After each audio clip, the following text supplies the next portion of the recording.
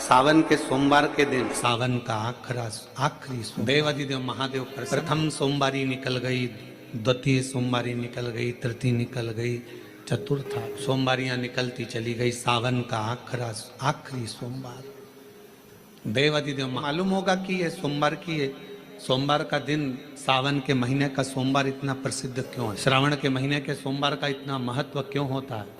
उसका एक कारण, सावन के सोमवार का इतना महत्व क्यों है? सारे सोमवार होते हैं, सारे श्रावण सोमवार का दिन होता है, सारे सोमवार मान्य होते हैं, पर सावन के सोमवार की इतनी महत्वता क्यों है, किस लिए? और शायद हमको लगता है कि जितने भी आस्था चैनल पर कथा सुन रहे हैं, जितने फेसबुक यूट्यूब पर कथा सुन रहे हैं, जितने अपने अपने मोबाइल पर सोशल मीडिया में कथा सुन रहे हैं, हमारे को लगता है कि उनको भी नहीं मालूम होगा कि सावन के सोमवार की इतनी महत्वता किस लिए। सावन के सोमवार की महत्वता इसलिए है कि भगवान देवाधिदेव महादेव का विवाह ख्याति देवी लक्ष्मी जी से करना। और माता लक्ष्मी ने, भगवान शिव ने माता लक्ष्मी का चेहरा देखा, पढ़ लिया कि ये तो भगवान नारायण के स्नेह, और भगवान नारायण लक्ष्मी जी से विवाह करना चाहते। और दोनों के विवाह की बात भगवान देवाधिदेव महादेव ने माता ख्याति देवी से कह दी कि इनका विवाह कर। अब माता लक्ष्मी जी ने बड़ा निवेदन करा,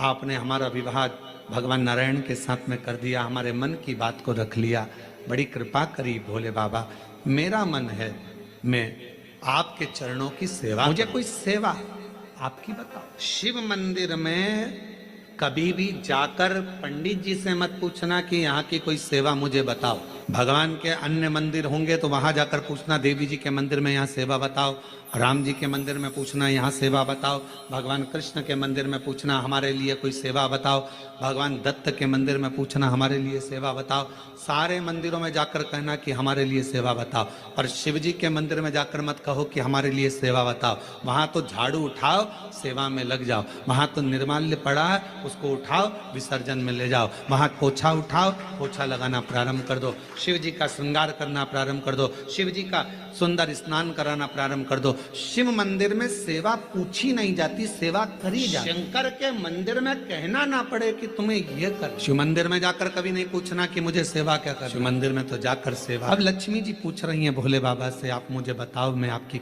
सेवा में लगना चाहती। शिव जी ने कहा कि मैं क्या सेवा बताऊं, आप जाओ भगवान नारायण की सेवा करो। पर लक्ष्मी जी ने सोचा कि देवाधिदेव महादेव मुझे सेवा नहीं बता रहे हैं। सावन का महीना था, सोमवार का दिन था। माता लक्ष्मी पूरे सावन के महीने में शिवालय में जाती, शंकर जी के कैलाश पर्वत पर जाकर खूब सेवा करती। खूब लक्ष्मी को बुलाया, हे लक्ष्मी, पूरी दुनिया में केवल महासंबोधन मेरे नाम के आगे लगा है। लोग मुझे देव अधिदेव महा, सारी पुराणों को केवल पुराण कहा जाएगा, पर शंकर की पुराण को भी महासंबोधन से संबोधित किया जाएगा। शिव महा, लक्ष्मी मुझसे जो जुड़ा हुआ है, मेरे नाम के आगे महासंबोधन लगा हुआ है। लोग मुझे महादेव, पर लक्ष्मी तूने पूरे श्रावण के महीने में मेरी सेवा करी है, और आज सोमवारी के दिन तूने मेरी अविरल भक्ति को धारण करा है। बिना पूछे सेवा में, बिना दिखावे के तल्लीनता से सेवा करी है। मैं अपना महा संबोधन दुनिया में किसी को नहीं देता, आज तुझे दे रहा हूँ। और लक्ष्मी केवल लक्ष्मी नहीं रही, उस दिन से लक्ष्मी माँ लक्ष्मी, लक्ष्मी केवल लक्ष्मी नहीं रही, उस दिन लक्ष्मी महालक्ष्मी के संबोधन से। आज महासंबोधन लक्ष्मी जी को अगर किसी ने दिया तो भगवान देवाधिदेव महादेव ने दिया। और वह महासंबोधन कब मिला? सोमवार की इस श्रावण के सोमवारी के दिन, जो हम व्रत करते हैं, साधना करते हैं, उपास करते हैं, अर्चना करते हैं।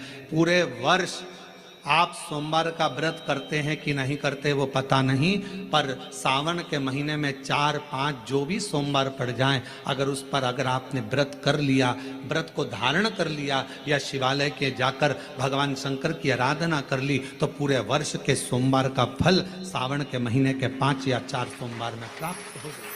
श्रावण के सोमवार की इतनी महत्वता। सावन के सोमवार का महत्व क्या है, कोई आपसे पूछे तो आपको बताना चाहिए कि इस दिन लक्ष्मी को शिव जी ने सफल। शिव के दरवाजे पर जाकर केवल आप सेवा करो, शिव के दरवाजे पर जाकर आप केवल जल अर्पित करो, शंकर जी की चौखट पर जाकर आप नमन करो, देवाधिदेव महादेव के शिवालय में जाकर प्रणाम करिए।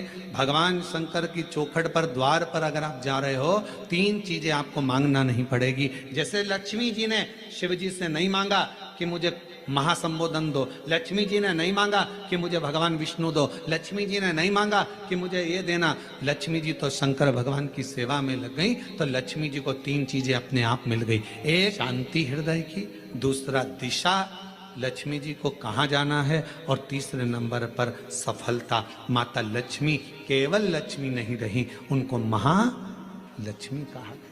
अभी तो कितना सुंदर है सावन का महीना, और वो महीना जो भगवान शंकर को सबसे ज्यादा बहुत कारण, माँ सती, माँ उमा, माँ कात्यायनी, माँ कुष्मांडा, माँ स्कंदा, माँ महागौरी, जितनी जितनी माता पूर्व में हुई हैं, जो शिव जी के साथ में ब्याही हैं, शिव को जिन्होंने अपना बना लिया था, उन सभी माताओं ने सावन के महीने में शंकर भगवान को प्राप्त, शिव जी ने सावन के महीने में ही उनको अपना बना लिया। और ये बात भगवान शिव ने स्वयं कही, स्वयं भगवान शंकर स्वयं नंदी से ये बात कहते हैं, नंदी मुझे श्रावण अति प्रिय है। नंदी ने पूछा क्यों, तो कहा इस श्रावण के महीने में मेरी अर्धांगिनियां मुझे भजती थी, उनको मैंने स्वीकार किया था, और यही श्रावण के महीने में चराचर जीव, आप देखिएगा गर्मी के समय में छोटे छोटे जो जीव जंतु सब, जितनी गर्मी पड़ती है सब मर जाते हैं। बोलो मरते कि नहीं मरते?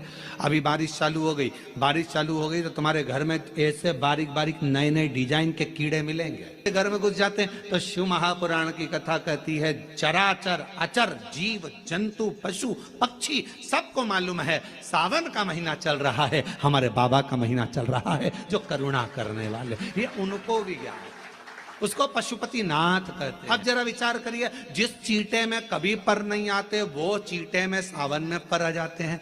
जब चींटे को पर दे सकता है तो सावन में 1 लोटा जल चढ़ाने वाले को भी मेरा बाबा उड़ा तो सकता है, आगे बढ़ा तो सकता है, उन्नति की ओर ले जा तो सकता है। वो शिव तत्व है। उसी तरह भगवान तुम्हें एक बार का विभव दे देता है, एक बार का धन दे देता है, एक बार की दौलत दे देता है, फिर लोग उसको भोगने लगते हैं, और भोगते भोगते आखिरी में एक दिन ऐसा आता है कि डब्बा खाली हो जाता है। डब्बा खाली होता है, फिर रोने बैठ जाता है, तकलीफ आई, फिर लोटा लेकर भागता है। शिव जी कहते हैं, जो मेरे मंदिर में, मेरी कथा में, मेरे रस तत्व में हमेशा एक जैसा लगा रहता है, उसकी जिंदगी को भी मैं हमेशा उन्नति की ओर बढ़ाते बढ़ाते अग्रणता में लेकर चले जाता, फिर उसको डाउन नहीं करने देता, उसको नीचे नहीं आने देता। जैसे श्रावण महीने में चढ़ाए गए कनेर के फूल। और हम सबसे कहेंगे, मान लो यदि कोई विशेष कोर्ट का केस चल रहा हो, कोई कोर्ट में कोई बातें चल रही हो, अदालत आदि में कोई कार्रवाई चल रही हो, कोई फाइल प्रशासनिक अधिकारियों के पास फंस गई हो और कुछ ना कुछ उसमें अपने को लगता है कि तकलीफ का प्रसंग है, तो हम कहेंगे शिव की आराधना करो, सत्यता पर जियो, और साथ में 5 दुर्वा, 1 कनेर का फूल, पीला कनेर, 5 दुर्वा, 5 बेलपत्र लेकर शिव जी के मंदिर में जाकर शिवलिंग पर समर्पित कर 2 लोटा जल सावन के महीने में उसी पर बेलपत्र कनेर के फूल पर चढ़ाइए। देवाधिदेव महादेव की कृपा होगी। ज्यादा से ज्यादा 6 महीना 7 महीना, इससे ज्यादा निर्णय आप ही के पक्ष में आएगा, और शिव की कृपा। और इसमें एक बात और स्मरण रखें, जैसे कोई की प्रॉपर्टी है, कोई की जमीन है, और वो जमीन तुम्हारी कोई ने कब्जा कर ली, या तुम्हारा नाम नहीं हो पाई, या कोई उसमें लफड़ा हो गया, या तकलीफ आ गई और पैसा उसमें अटक गया, उसके लिए भी कनेर का पुष्प श्रावण महीने के जितने सोमवार आते हैं, रविवारी, सोमवारी और भोमवारी, कौन कौन से बार हो गए? रविवार, सोमवार और मंगलवार, 3 बार। प्रथम दिवस में कनेर का 1 पुष्प लेना है, द्वितीय दिवस में कनेर के 5 पुष्प लेना है, और तृतीय दिवस में कनेर के 3 पुष्प। बेलपत्र 1-1 साथ में लेकर शिव जी को रविवार के दिन भी समर्पित करें, सोमवार के दिन भी समर्पित करें और मंगलवार को 3 कनेर के पुष्प के साथ बेलपत्र लेकर बाबा को समर्पित करिए। कितना भी अटकी हुई प्रॉपर्टी होगी, कह दिया उसने मैं तेरे नाम प्लाट नहीं कराऊंगा और पैसा लेकर बैठ गया या पैसा नहीं दे रहा है या किसी भी रूप में वो अटका हुआ है, अगर सावन के 4 सोमवार पढ़े या 5 सोमवार पढ़े, आपने ये प्रत्येक सावन के सोमवार के पहले, फिर से बोलो कौन सा बार, रविवार, सोमवार और मंगलवार, ये 3 बार का क्रम अगर प्रत्येक सोमवार के पहले और बाद में कर लिया तो आपको उसे प्रॉपर्टी उस व्यक्ति को तुम्हें देना ही पड़ेगी, छोड़ना ही पड़ेगी। उसको खुद अपने आप में बेचैनी होने लगेगी, मुझे बुलाएगा, आपको जाना नहीं पड़ेगा, खुद बस फोन लगाया आपने, भैया हमारा करा दो, हमारा करा दो, 2 बार 3 बार अगर बोला, चौथी बार वो खुद बुलाएगा, बेचैनी बढ़ेगी। मेरा बाबा उसको खुद खल बुला देता। शिव शिव है, उसको कहते सत्यम शिवम सुन शंकर, वो नित्य कृपा कर। श्री शिव चालीसा। जय गणेश गिरिजा शुभन मंगल मूल सुजान, कहति अयोध्या दासी तुम देहु अभय बलिदान। जय गिरिजापति दीन दयाला, सदा करति संतन प्रतिपाला। भाले चंद्रमा सोहतनी के, कानन कुंडल नागी फनी के। अंगी गौरी शिव गंगे बहाए, मुंडी माले तनि छाड़ी लगाए। बस्ती खाल बाघंबर शोहे, छवि को देखे नाग मन मोहे। नैना मातु की हवे दुलारी, बामे अंग सोहत छवि न्यारी। कर त्रिशूल सोहत छवि भारी, करति सदा सतुरन छयकारी। नंदी गणेश सोहे तह कैसे, सागर मध्य कमल है जैसे। कार्तिक श्याम और गणराऊ, या छवि को कहीं जात न काऊ। देवन जब ही जाए पुकारा, तब ही दुखी प्रभु आप निवारा। किया उपद्रव तारकी भारी, देवन सब मिली तुम ही जुहाई। तुरन सरानन आप पठायो, लवनी में से महामारी गिरायो।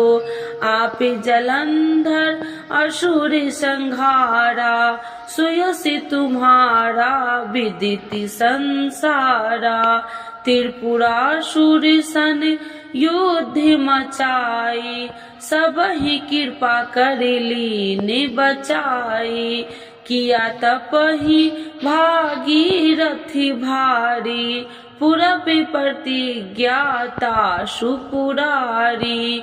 दीनन मह तुम सबको नाही, सेवक स्तुति करत सदाही। वेद नाम महिमा तब गाई, अकथि आनंदी भेद नहीं पाई।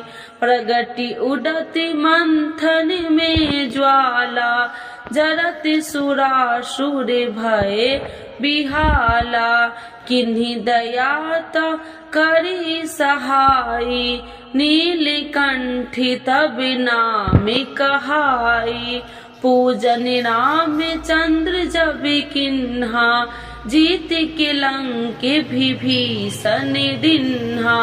सहस कमल में हो रहे धारी, किन्हीं परीक्षा तब ही पुरारी। एक कमल प्रभु राखहु जोई, कमल नयन पूजन चह सोई।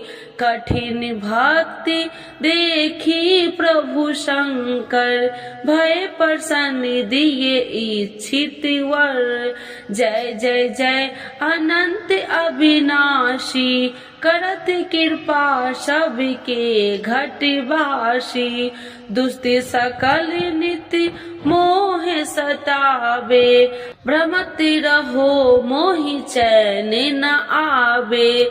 त्राहि त्राहि मैं नाथ पुकारू, यही अवसर मोहि आने उबारो।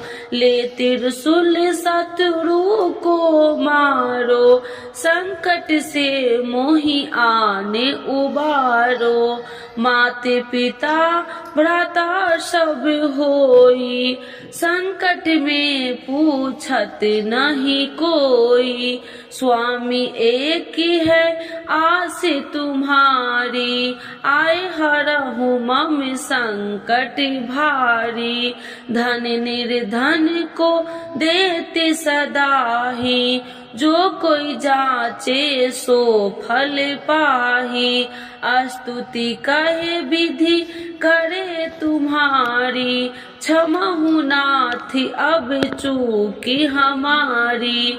शंकर हो संकट के नाशन, मंगल करन विघ्न विनाशन। योगी अति मुनि ध्यान लगावे, सारद नारद शीस नवावे। नमो नमो जय नमः शिवाय, सुर ब्रह्मादिक पार न पाए। जो यह पाठ करे मन लाई, तापर होती है शंभु सहाई। ऋनिया जो कोई हो अधिकारी, पाठ करे सो पावनिहारी। पुत्रहीन कर इच्छा जोई, निश्चय शिव प्रसाद ते ही होई। पंडित तिरोदशी को लावे, ध्यान पूर्वक होम करावे। तिरोदशी व्रत करे हमेशा, ताकि तन नहीं रहे कलेसा। धूप दीप नैवेद्य चढ़ावे, शंकर सन मुखी पाठ सुनावे।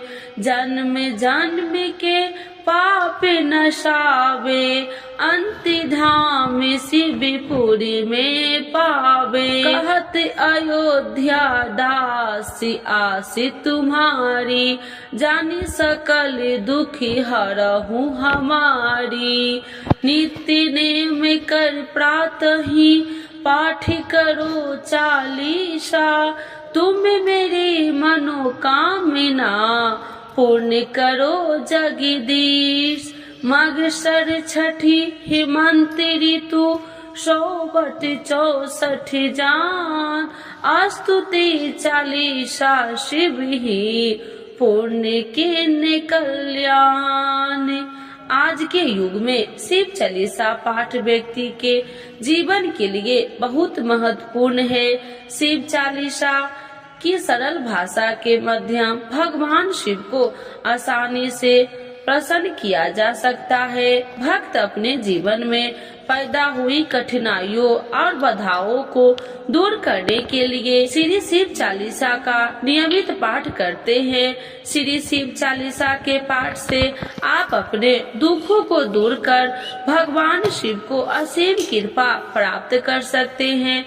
शिव चालीसा का पाठ हमेशा सुबह जल्दी उठकर स्नान करने के बाद करना चाहिए। भक्त प्रायः सोमवार, शिवरात्रि, प्रदोष व्रत, त्रियोदशी व्रत एवं श्रावण के पवित्र महीने के दौरान शिव चालीसा का पाठ किया जाता है। तो एक बार बोलिए प्रेम से शिव जी की जय, माता पार्वती की जय।